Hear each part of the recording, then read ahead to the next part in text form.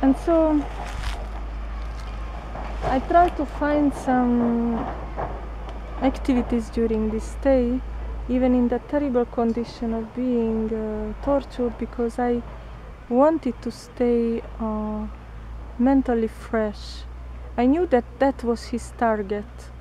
He wanted to make to break down me totally, and obviously we Western people are used to have some kind of how to say it, mental triggers every day. We read, we watch news, we speak to people, we work. Before I was even working, we do a lot of mental activity, and this is a kind of practice also to keep us fresh. But in the moment when you are tied on one place and you cannot find anything which would keep your mind working and going, apart from very sad thoughts that why did I get here, and they are going to kill me, and how they are going to kill me, and when they are going to kill me, and why they are so cruel, what did I do to them? These questions, you cannot bear that too long. You are asking them, but after a time you come to a conclusion that they don't have answer, because as one of my friends told me, why are you asking Bomjon all the time? Because evil have no answer. For evilness there is no reason and no explanation. Who can ever give a suitable explanation for being cruel to torture some human being? There is never ever any reason which would be acceptable. So obviously things like, okay, maybe I was very bad person in my past life, but I don't remember, so why they blame me? And if he's a guru, then why he's not compassionate enough to tell me that you were this kind of bastard in your past life, and so let us cooperate together, you have to suffer a little, but then it will be okay, something like this. But there was no compassion, there was just hatred, lies, permanent humiliation in an undignified way. And I was left in total ignorance about what they have against me. And now I am slowly learning from their internet communications all the fantastic stories they made up about me, like I had supposed to be a witch. They even made up that I wanted to have sex with Bomjon, and that he didn't fulfill my dreams, so that's why I revenged him, and that's why I am supposed to be one of his attackers, and amazing stories.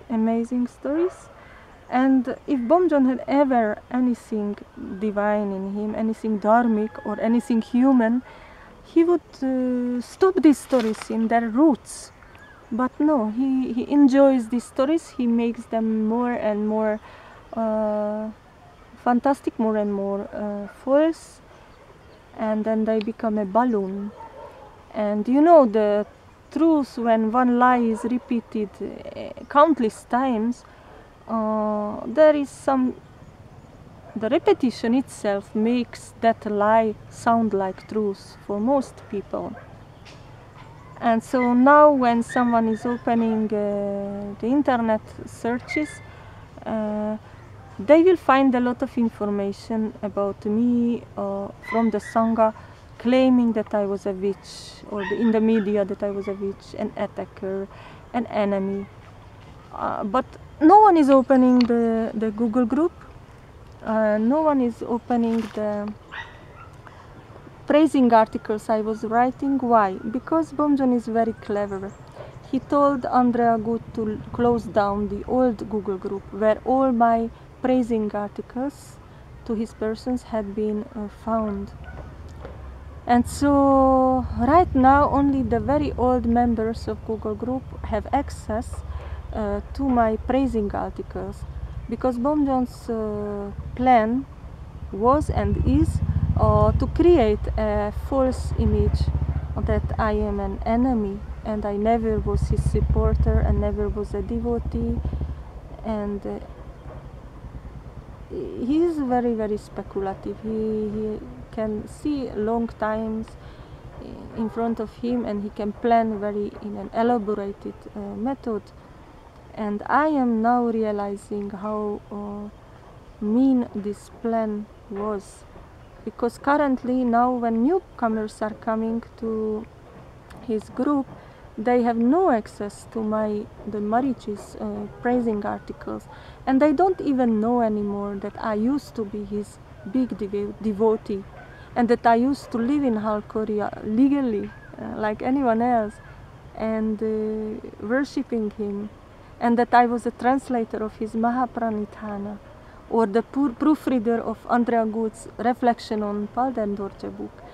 These informations are kept secret from the newcomers, and the only thing they are telling, yes, there was this mentally ill woman or a witch and she attacked Bomjon, and he had to revenge it because she was unbearable.